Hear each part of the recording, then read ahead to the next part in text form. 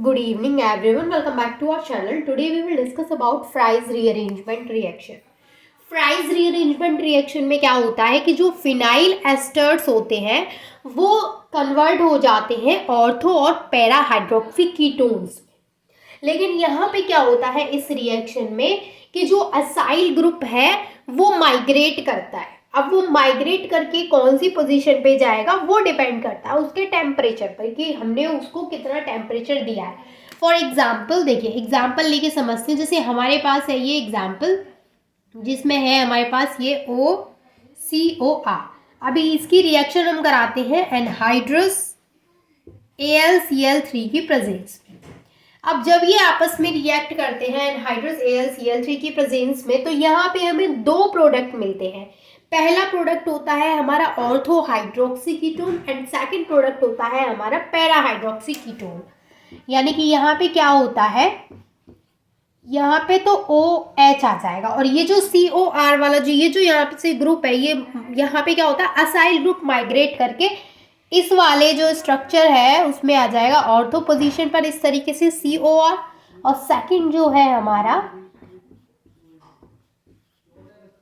उसमें ये आ गया पैरा पोजीशन पे। तो यहाँ पे हम जब इसकी रिएक्शन कराते हैं तो हमें एक तो मिलता है ये ऑर्थो हाइड्रोक्सी कीटोन और दूसरा मिलता है पैरा हाइड्रोक्सी कीटोन। तो यहाँ पे हमें मिलता है ऑर्थो पैरा हाइड्रोक्सी कीटोन। ठीक है, एक और एग्जांपल हम यहाँ पे करके देखते हैं, चीज़ें और अच्छे से क्लियर होंगी। अब दूसरे एग्जांपल में हम क्या लेंगे, यहाँ पे हम O as it is COR की जगह पे हम यहाँ पे लेंगे अब COCS3, यानी कि R की जगह पे हमने यहाँ पे CS3 ले लिया है। ठीक है, अब हम सेम इसकी रिएक्शन कराएंगे एनहाइड्रस AlCl3 की प्रेजेंस में। तो यहाँ पे जो हमें प्रोडक्ट मिलेगा वो होगा ये, यहाँ पे तो OH मिलेगा और यहाँ पे क्या मिलेगा हमें COR की जगह पे COCS3 एंड सेकंड जो प्रोडक्ट होगा वो कौन सा होगा, वो पैरा वाला होगा। तो यहाँ पे मिलेगा OH और यहाँ पे COCS3। अब ये तो यहाँ पे ये ले लिया हमने, यहाँ पे फिनाइल एसीटेट,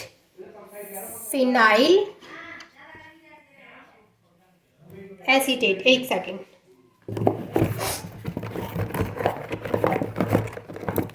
देखिए यहाँ पे ये जो हमें मिला है ये मिला है फिनाइल एसीटेट और यहाँ पे ये जो हमें मिला है ये कौन सा प्रोडक्ट है हमारा ऑर्थो, ये वाला ऑर्थो हाइड्रोक्सी एसिटोफिनोन, ये वाला पैरा हाइड्रोक्सी एसिटोफिनोन। तो हम दोनों को लिख देंगे ऑर्थो पैरा हाइड्रोक्सी एसिटोफिनोन। ठीक है, ये हो गया ortho and para hydroxy acetophenone, ortho and.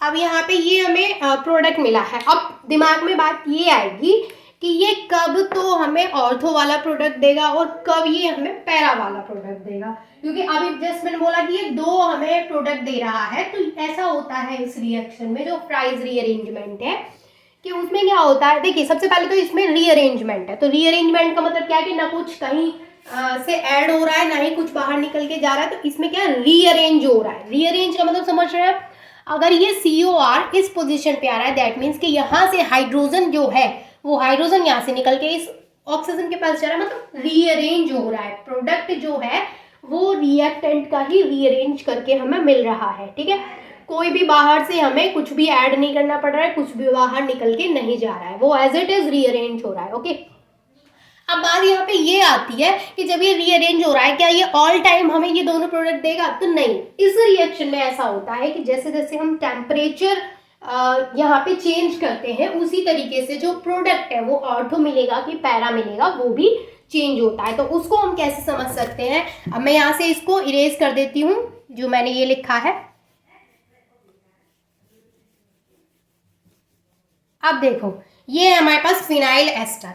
अगर फिनाइल एस्टर से हमें यहाँ पे ये ऑर्थो वाला प्रोडक्ट चाहिए तो हम इसको कितना टेम्परेचर देंगे, यहाँ पे एनहाइड्रस AlCl3 तो एज इट इज रहेगा, लेकिन टेम्परेचर कितना देंगे, तो टेम्परेचर होगा यहाँ पे 165 डिग्री सेल्सियस।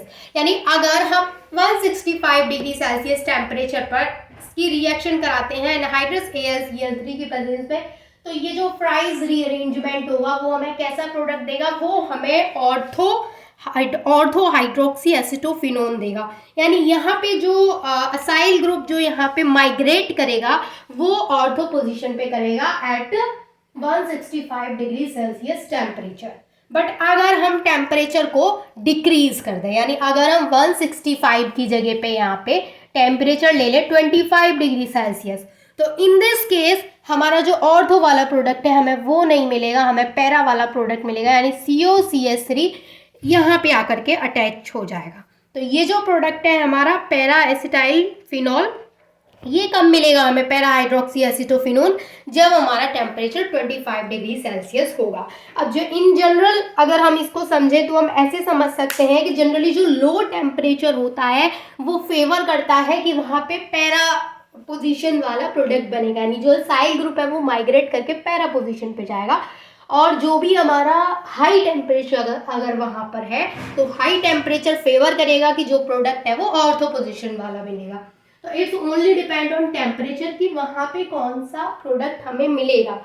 अगर टेम्परेचर वहाँ पे हाई है देन हमें वहाँ पे जो प्रोडक्ट मिलेगा वो कौन सा मिलेगा, वो मिलेगा हमें ऑर्थो पोजीशन वाला, यानी जो असाइल ग्रुप है वो माइग्रेट करके ऑर्थो पोजीशन पे, अगर लो कर देंगे तो वही पैरा पोजीशन वाला। तो ये होता है हमारा प्राइस रीअरेंजमेंट। उसमें क्या है कि चीज़ें रीअरेंज हो रही हैं, कुछ भी बाहर नहीं जा रहा है, कुछ भी वहाँ से ऐड नहीं हो रहा है, सिर्फ रीअरेंज हो रहा है। अभी यहाँ पे COR है, R की जगह पे मैंने CH3 रख दिया, आप चाहे तो और कोई भी R की जगह पे कोई भी अल्काइल ग्रुप रख सकते हैं, तो वो आपके ऊपर डिपेंड करता है। आप अलग अलग एग्जाम्पल्स लेके इसको सॉल्व करिए जिससे कि आपके डाउट्स जो हैं रिगार्डिंग दिस रीअरेंजमेंट वो क्लियर हो जाए। अदरवाइज अगर कोई डाउट है तो वो आप मुझसे पूछ सकते हैं। I hope this is clear to all of you and thank you so much for watching this video.